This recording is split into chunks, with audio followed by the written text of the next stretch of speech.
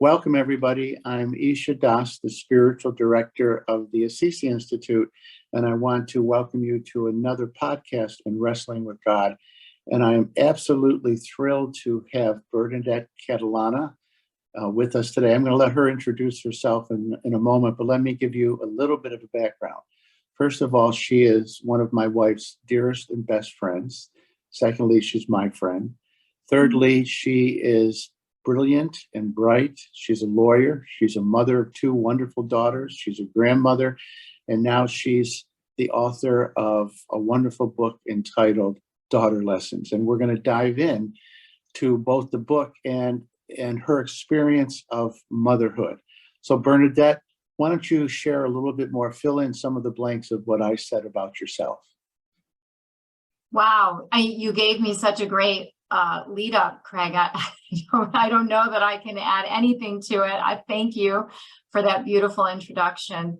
I would say I define myself a lot of ways. I am a lawyer, but my first and foremost job one is as a mother. And that job doesn't end just because our children grow up. I mean, you noted that I have a granddaughter now. My daughter Carly is a mom, and she's about to have another baby, actually, in the next little bit. And she's going to have another girl. So we tend to do girls in this family. But my job as her mother and as Courtney's mother really doesn't end. It never ends. It just changes as the children grow. So it's just as exciting now and just as fulfilling now as it was when they were little girls. Well, as you know, I'm a father of two sons and I have three stepchildren, and they're all adults. In fact, two of them are in their 40s now. But you're absolutely right. The parenting never stops. The loving never stops. So let me just start here. Tell me what inspired you to write this wonderful book. And I want to just say one thing about it, and I mean this as an absolute statement of praise. It is both simple, readable, and simultaneously filled with wisdom and profundity. It's a wonderful combination, and I don't know that many authors can really do that. Make something that is relatable and readable, but yet filled with such depth. So I that's what I want to say about your book from the outset. What inspired you to do it, to write it? Wow, that's a beautiful compliment, Craig. Thank you. It really was a labor of love, and people say that, and probably it's overused, but I can't think of anything that's more appropriate here. And honestly, what started this was my contemplating my own mortality, to be quite honest with you. As we watch our children grow and we grow into a different part of our life, it really struck me that there is going to come a day when my children are going to be living without me completely.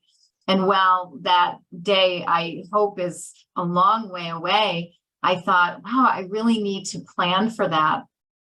And how can I bridge that gap, when I'm not here, and leave them with something that would allow them to maybe hear my voice, know my thoughts about life, and more than anything, know me.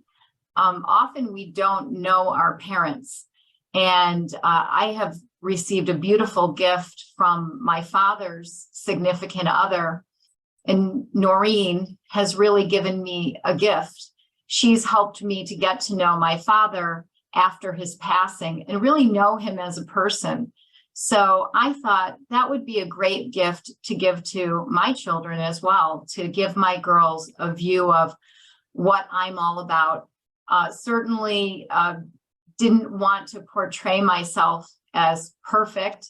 I think throughout the pages of Daughter Lessons, I am very relatable and, really have no market on wisdom. I know that, there's no perfect formula for motherhood. But the one thing that I will say, I feel successful in that my girls are grown, they're kind, they're thoughtful, and I enjoyed it. I really enjoyed the journey. And that's what I wish for more people, is to just enjoy their children, because it can be that joyful. Even in the hard times, the rough times, there are plenty of things to be joyful about.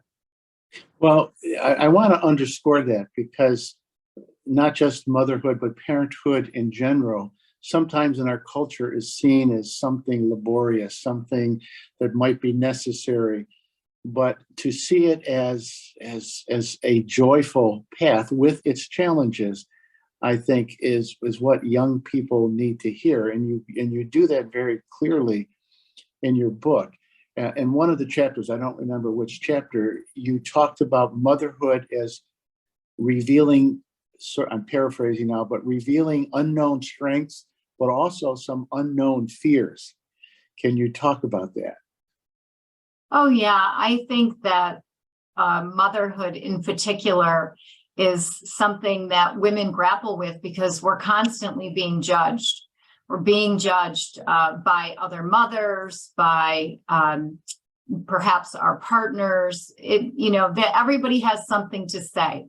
Right. I think it's, uneasy as the head that wears the crown. The buck stops with us.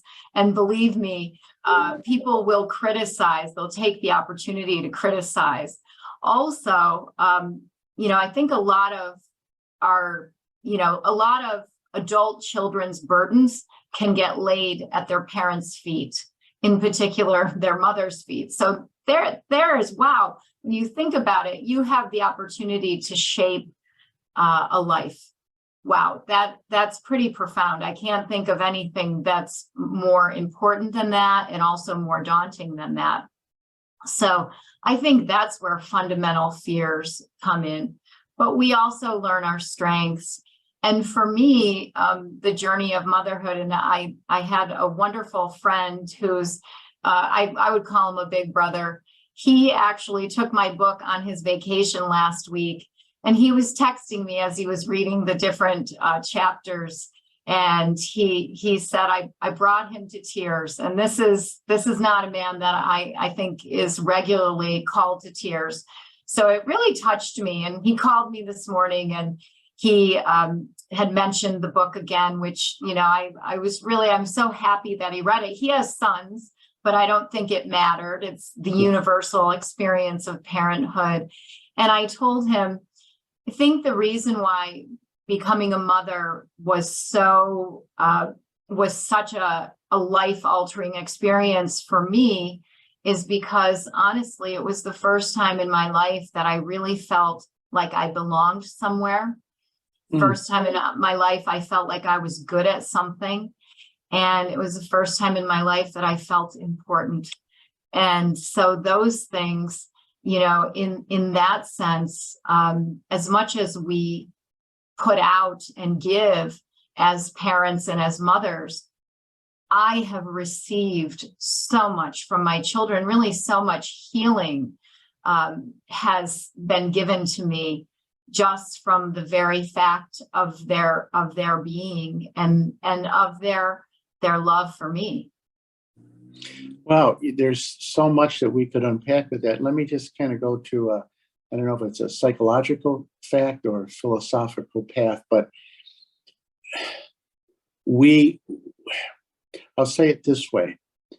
I always defined myself growing up as a son, as a brother, as a man, as a young man. But when my first son was born, Nicholas, when he was born, all of a sudden I became something that I wasn't before. I became a father. I became a parent. And what you're saying is there's something in that process of becoming a parent that makes us bigger. It makes us larger. It challenges us to the core, but it also makes us, I think, if we do it the way you have done it, with conscientiousness, with love, with wisdom, it makes us bigger and better. We grow and become more than we would have been because of the experience.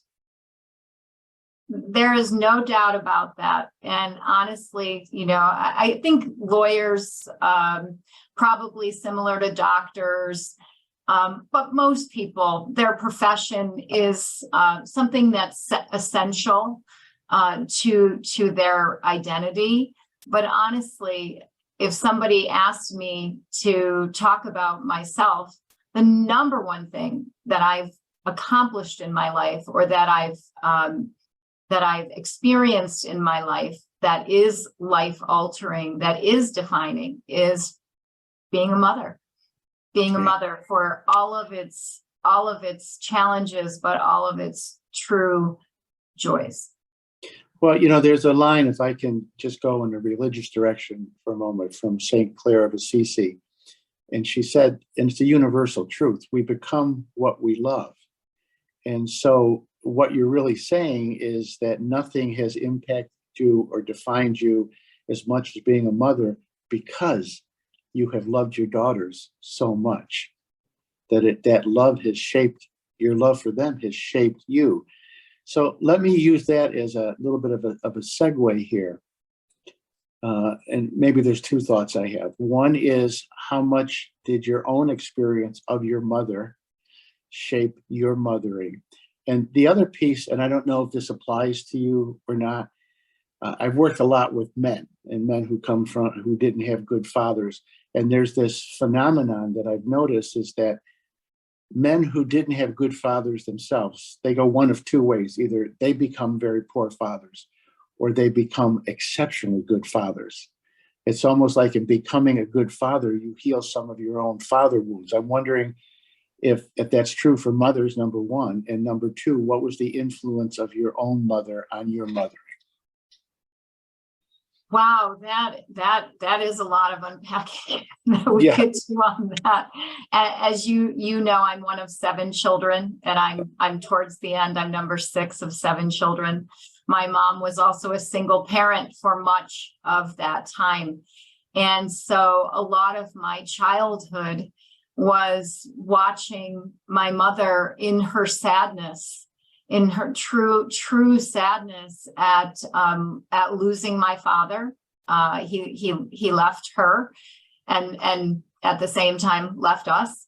And I think that was a hurt that was so devastating to her, that even now, when she's a 90-year-old woman in a nursing home, it still comes up. It was, it was for her the defining thing.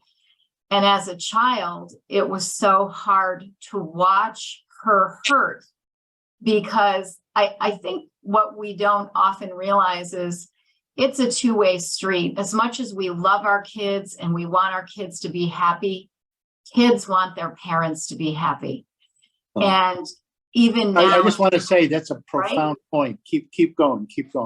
So true. And even now, as my mother faces her end of her life, I will say the biggest sorrow I have as a person is carrying my mother's sorrow with me, and being able to say, I've never really seen her happy. I've seen her smile. She's a lot of fun. Remember when she went to Italy with us? We had some fun with her. But knowing that my mom was sad for most of her life, and for certainly most of my life and her children's lives, that has been such a sorrow. And seeing that made me commit to myself that I am going to do whatever I can to honor my own happiness, because in doing so, I give my children permission to be happy, and I give them permission to be happy without me, even when I'm not home. I think that's again a profound point, that if we're happy, then our children have enough burden carrying their own lives. If they have to carry the burden of our happiness, it's really too much. I remember my youngest son, Michael, and it took me a while, he's 37 now, it took me a while to figure this out. I would pick him up when he was in high school, I would pick him up and he would say, "How was your day?" And first I thought it was just a throwaway comment, but then I realized after a while, it wasn't a throwaway question. He was just taking my temperature. so that if it seemed like I was in a good place, in a good mood, then he could relax a little bit more and be more of himself. And I remember that was a challenge for me to be as happy, peaceful, self-contained with my son as I could be, so that he was free to be himself. Does that make sense? That makes perfect sense. And that aligns with everything that I've experienced, for certain. And I did have a good mother, a loving mother, a mother who had a lot of kids and who didn't have a lot of resources, but she did have her faith. And that was the number one gift that my mom gave me, is that gift of faith in God, in life, in us. And that I can say without question, I had a wonderful mother, just different. Well, you know experience. what came through in your book. First of all, I want to say Vicki and I read it again last night. Vicki's my wife. And I teared up at a few different, and I don't cry easily. I literally teared up at a few different points, which made her tear up. So I want to add to your friend who cried during it. But one of the things that comes through in a very universal, relatable way is that spirituality, faith, optimism, hope is a big part of your life and a big part of your mothering. Can you say something about that? Sure. I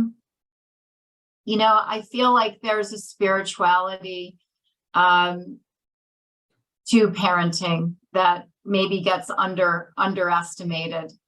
I know that our world is kind of scared now of religion. You'll ask people, it'll come up, and people will say, well, I'm not religious, I'm spiritual.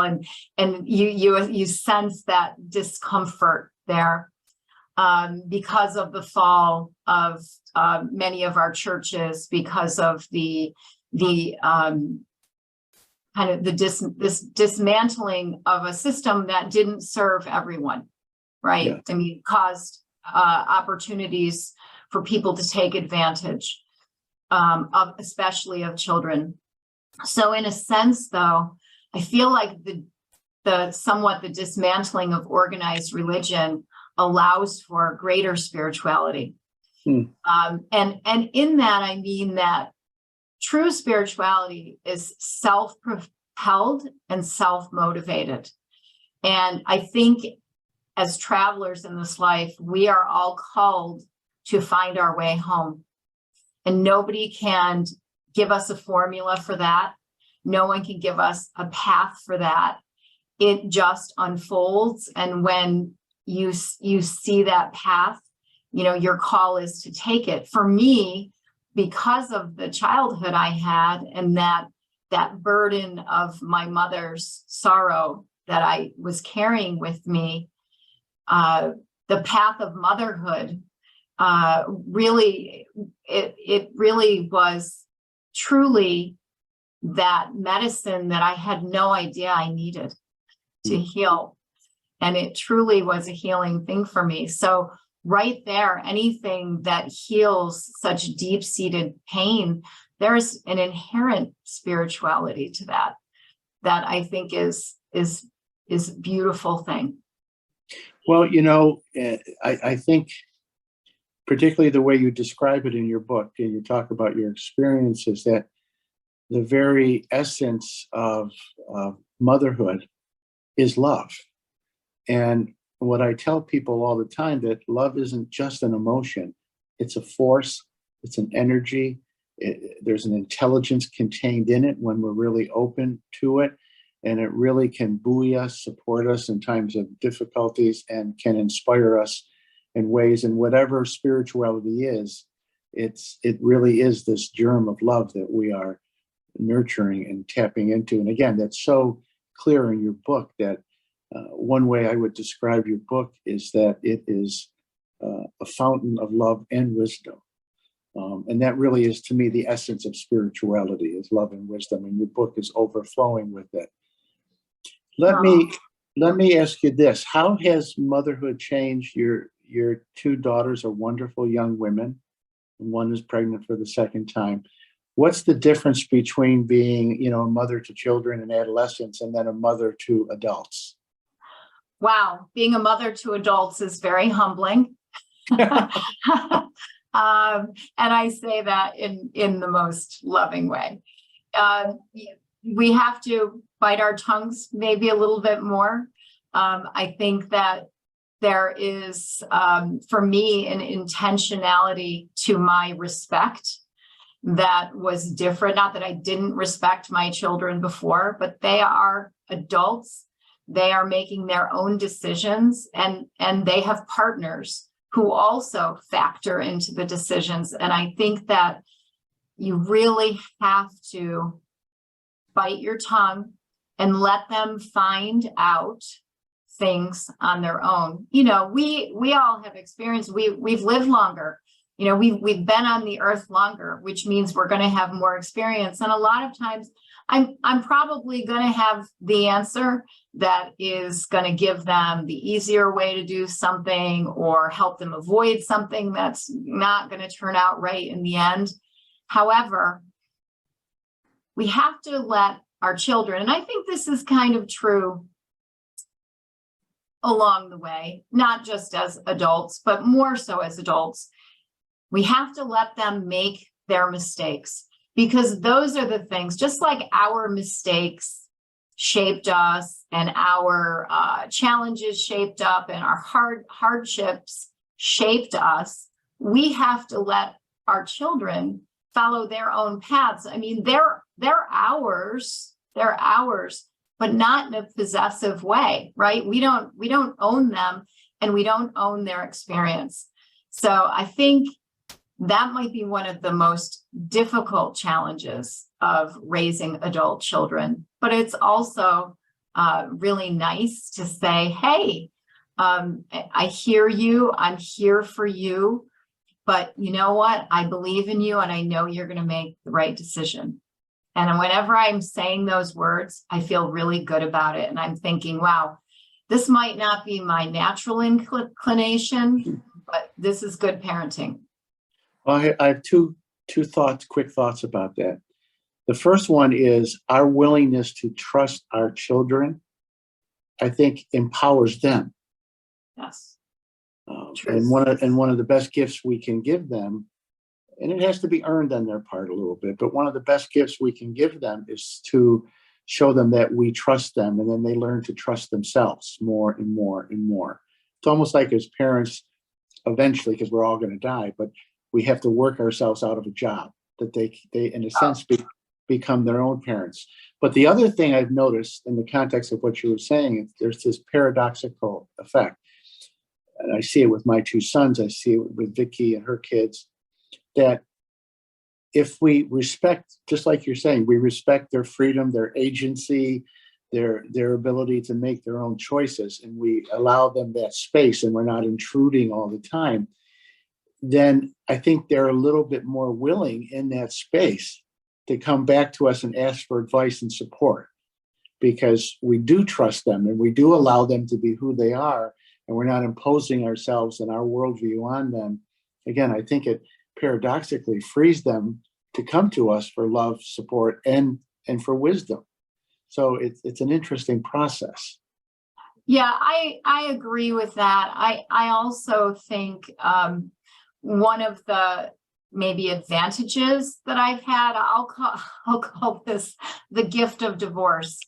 So one of the things that, divorce is obviously challenging. It's not, it's never something that we want. We all get married not thinking, oh, well, if this doesn't work out.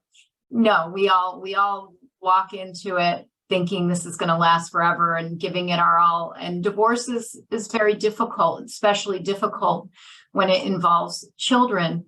But one of the things that I think has been a gift of going through a divorce and having my children see me down, definitely see me compromised emotionally, is they also got to see me recover from that, come back from that, get stronger from that, and really know me as a person. I mean, when your kids see you at a bad moment, instead of pretending everything's okay, you know, at a certain point in time, we can say, you know, yep, I'm really having a bad day. This is what's going on. Thank you for seeing me too. So we can also give them the gift of seeing us in our humanity, because again, that gives them permission to be human also.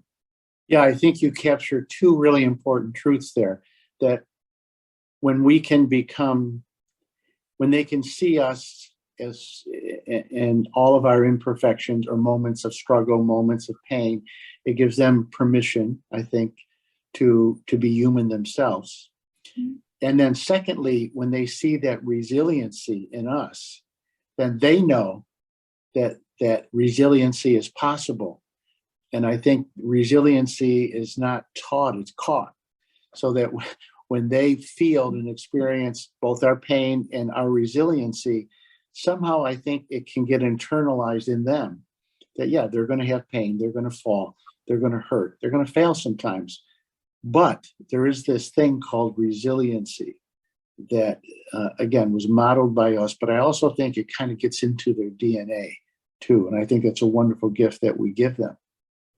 Yeah, for sure. For sure.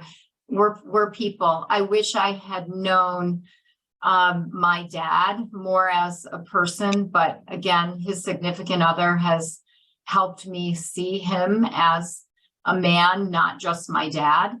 And that has helped me on that part of my healing too, because there's wounds there as well. Growing up largely without a father is tough. We need both. We need mothers and fathers, or other loving people. Right. It doesn't have to. They don't have to have that title, mother or father. But right. But there is, you know, those are the traditional words that we use to describe parent figures. And I definitely miss my dad.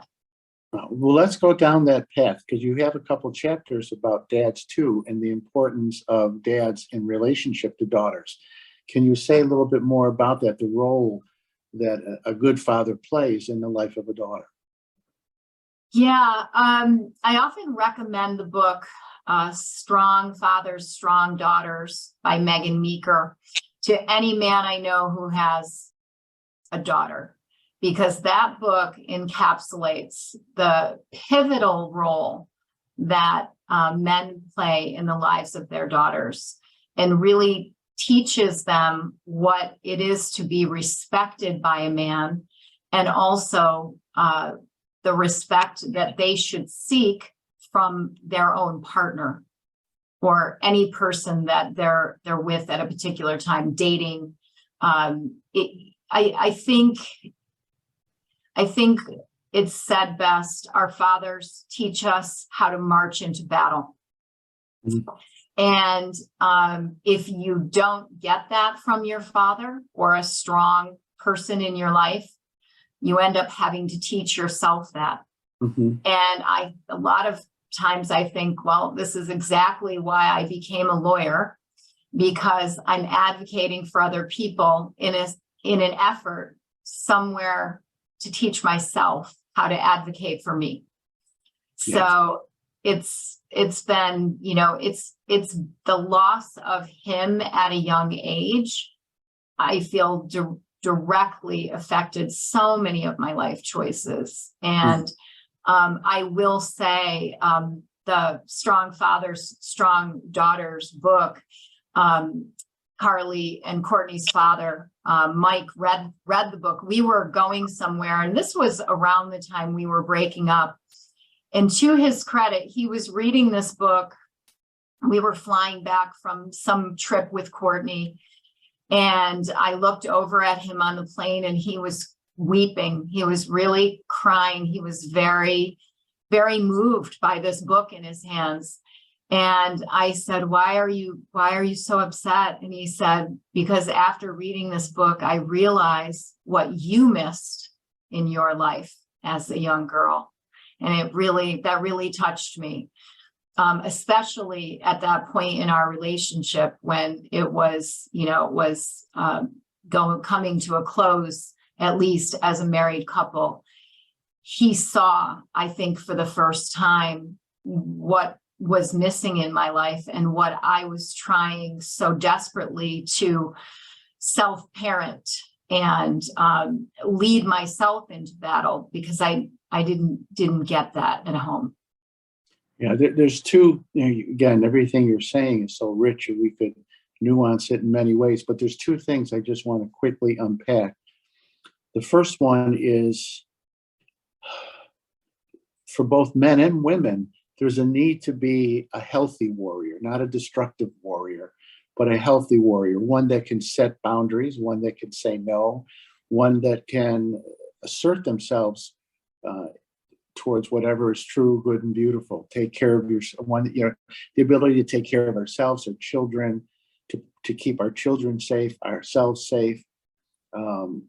That's so important in life in general. And it's important for both men and women to have what I call the noble warrior, the wise and loving warrior that can keep us safe, our children safe, and move forward in life in a proactive way. And then the other thing that you implied is, not everybody has a good mother or a good father. We'll talk about it just in terms of fathers now.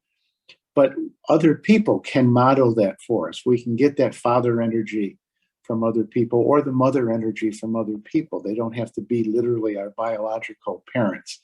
But there's really enough father and mother energy in the world. And so sometimes we have to find a mentor. It could be a counselor, it could be a religious figure, it could be a best friend, it could be a boss even at work, but mentors who can give us maybe what we didn't get from our parents as a way of healing and growing ourselves. I absolutely believe that with all my heart. I do mentor a lot of young lawyers in my practice. Right. And one of the things that I do say to them, because there is a somewhat prevalent current of thinking that, if somebody has a weakness in their life, they're laying it at their parents' feet. Oh, this happened. I'm this way because my mother never let me do this, or I'm this way because my father was really hard on me. And I'll hear these grown adults talking about that. And, my advice to them, and I say this in the most loving way, because I mean it in the most loving way. You get a certain period of time where you can blame your parents for whatever it is you're missing, but then there's an expiration on that. Because there's a point where you get to take over the parenting, because you don't want to waste today and tomorrow fretting about yesterday and what didn't happen. Figure it out, change it, and move forward with your beautiful life. Because whatever happened to you, it is nothing that is insurmountable. All the things that I wrote about in my book, and I did write about some of the hardships about not having a car. My poor mom had 7 kids to feed and didn't have a car to go to the grocery store. So literally we were going to the grocery store multiple times a day. My little sister and I were the ones around because the older ones were in sports and in school and had their own lives at that point. So we would go to the grocery store and carry the bags back. And I don't look at that like, wow, that was horrible and that made my life so bad. I look at that in a very objective way now, thinking, wow, that happened. That was hard. And boy, that really made me resilient and tough in the most positive sense of the word tough. Yeah, I can carry grocery bags home, or I can do a lot of those things that challenge us in life. I am not somebody who's going to shirk from a challenge because I had those challenges. So I think once we get to that point where we can be objective, okay, this is how my life was. Forgive our parents for whatever they were or whatever they weren't. and go forward with our lives and, be as happy as we can be. And I think that we do sorely underestimate the obligation we have to ourselves to make ourselves happy. And I say happy in not like, oh yeah, it's rainbows and unicorns all the time, but satisfied, proud, grateful, all of those words. If we can have those undercurrents in our life, then we're doing great. What I tell people is don't make happiness the primary goal, because then it's elusive. It's like nailing Jello to a tree. It never quite sticks. But everything that you just said, and I'll sum it up this way, is that if our lives are meaningful and rich, and we are really tapping into our souls, we're tapping into all of our capacities, and sometimes it's very challenging. But if we're really living a meaningful life, like I think what you were describing, then there will be an undercurrent of satisfaction, an undercurrent of happiness that people just feel around us. Our kids will feel it, and it fills them up.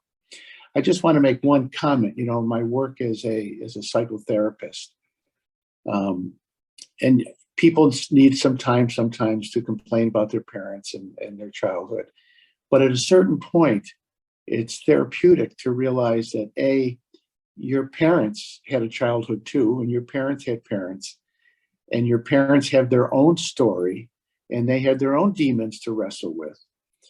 And secondly, what I know helped me, and it's helped some of my clients, when they come to the realization that as imperfect as our parents might have been, it wasn't intentional, that they really loved us and did the best they could, and that whatever ways they failed us, they didn't want to. It wasn't, in 99% of the cases, it wasn't intentional. Somehow coming to terms with that softens people's hearts and allows them to forgive, to let go, and to move on. Yeah, I think about, and I was on the phone with my high school friends last night. We had a little group Zoom meeting, and it was fun. And we were just laughing about the days gone by. And they're, of course, concerned about my mom, and, they knew her as they knew me growing up. And I said, well, one of the best gifts my mom ever gave me was long after I had grown up and my girls were in high school. And it dawned on me, and, there's the certain point in time where, your kids, wow, they really challenge you. Teenagers are challenging. I will be the first to admit that. And I called my mom crying. And I said, I'm so sorry for every mean thing I ever said to you, did to you, thought about you. I'm so sorry. And I was just devastated. I thought, gosh, how terrible. I'm so sorry, Mom. I really was very contrite. And she was so sweet. And she said, oh, honey, really, you weren't all that bad. I don't think you were half as bad as Carly, which is my older daughter. And I just started laughing, and I thought, see, she's so sweet. Now, I don't think Carly was all that bad, and I know Courtney wasn't all that bad. They're just being naughty. Teenagers, right. That's their job. It's right. Their job to be naughty. And I thought that was very sweet that my mom, even at that bad moment, and she chose me over Carly in order to make me feel better. So that was cute. It was very, good. Very cute. Let me just say, maybe moving towards an end, and there's a quote you have in the book that I want to read, because I think it's a profound truth. But as we move towards an end, and maybe I'm thinking of my stepdaughter, Tori, who's expecting her first child in September. What would you say to an expected mother or a new mother? Is there a pearl of wisdom? I'm sure there's many things you could say, but if you had to say just one thing to a new mother or an expected mother, what would that be? Enjoy. Enjoy. because there is no greater gift we give someone we love than for them to see the joy in our eyes as we're beholding them. So when we can show our children that they bring us to that joy, what a gift we give them. And really that, I do get asked that question a lot. I'm glad you asked me that question, because there's no advice that even comes in a close second to that. Just enjoy your children, because that's what they're there for. And I think when they see that joy in your eyes, particularly in relationship to them, that fills them. And I think there's actually an energy of love and joy then that fills them. That I think what you just said is perfect. It is such a gift to do it with joy and to let them see the joy and to experience the joy of motherhood and parenthood in general. I just think that is so true. I know, you know, Vicki, my wife, very well, you're dear friends.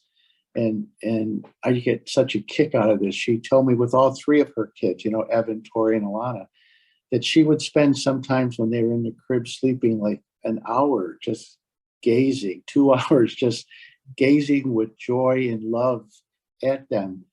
And if we can gaze at our children, even our adult children, you know, it doesn't stop.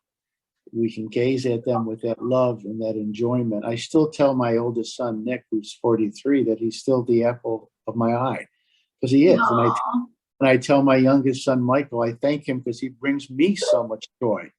So it's a great gift. You're so right. It's a great joy. Is a great gift that we bring our children. I want to close with a quote, and then we'll talk about your book and how people can get your book. But this is a quote from, I can put my glasses on, Theodore Reich. In relationship of mother and child, indelible and indescribable, it is the strongest bond upon this earth. I just think that sums up motherhood completely. It is the strongest bond that we can have on this earth. And I think it's really the closest thing to God's love is a mother's love.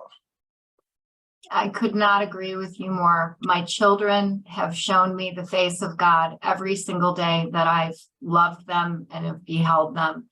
And they have been a blessing on my life like no other. Beautiful. So say a little bit about your book and how people can order it. And again, I want to highly recommend it. I'll repeat what I said before. It is approachable, it is readable, it is entertaining, and it is simultaneously truly, truly deep and profound. So how can people get your book? Thank you. Well, the one thing I will say, and I actually have the book here so people can see what it looks like. And what I've told my children is the only people that really have to read the book are on the cover with me. That's really it. I did not write this book for sharing, but like all things that are a labor of love that we don't do for anyone but ourselves and the people we love, somehow they become bigger than ourselves. So I need to thank you, Craig, you and all the angels at the Assisi Institute. And hopefully I did get everybody, but I mean, obviously you and Vicki, Katie, Mary McPhee, Julie Blue, and just all the Assisi Institute. Thank you for your support on this love project, really, truly. It's been our honor. Thank you. And the Assisi Institute is going to benefit from any profits made on the book. You can get it at barnesandnoble.com, amazon.com, as well as I think it's called bookshop.org. Those are the three places where I've seen it so far. It's popping up on others as well. And yeah, I'm amazed people are buying my humble book, and happy to share, happy to talk to anybody who wants to reach out. You can reach out to me, Bernadette at daughterlessons.com as well. Oh, perfect. And I think if I remember right, Mother's Day this year is Sunday, April 14th or May 14th. May 14th, yes. And I think it would be a wonderful gift from mothers to their daughters, daughters to their mothers, sons to their mothers, husbands to their wives. it would be a perfect gift. And I really sincerely, I'm an author myself, and I have the utmost respect for your book and your writing. And I highly, highly recommend it. It really is. It's a wonderful work. And I hope, not to burden you, I hope you keep on writing because you have a gift. Oh, Craig, thank you. This was so fun to spend time with you. I know we've talked about this for a while. It was even better than we thought. I love that it was just organic and spontaneous, because that's life, right? Organic That's right. and spontaneous. So thank you. And I just want to remind people, I encourage you, if you like this podcast, give it a like. Please make a comment, and please forward it to the people you know. I think this podcast will touch many people on a lot of different levels. So I encourage all the people that tune into the podcast to spread it. And Bernadette, again, thank you, and happy Mother's Day, and continue success in every area of your life. You are a wonderful role model for women all over the world. Thank you, Craig. It was wonderful to be with you. All right. Take care. God bless.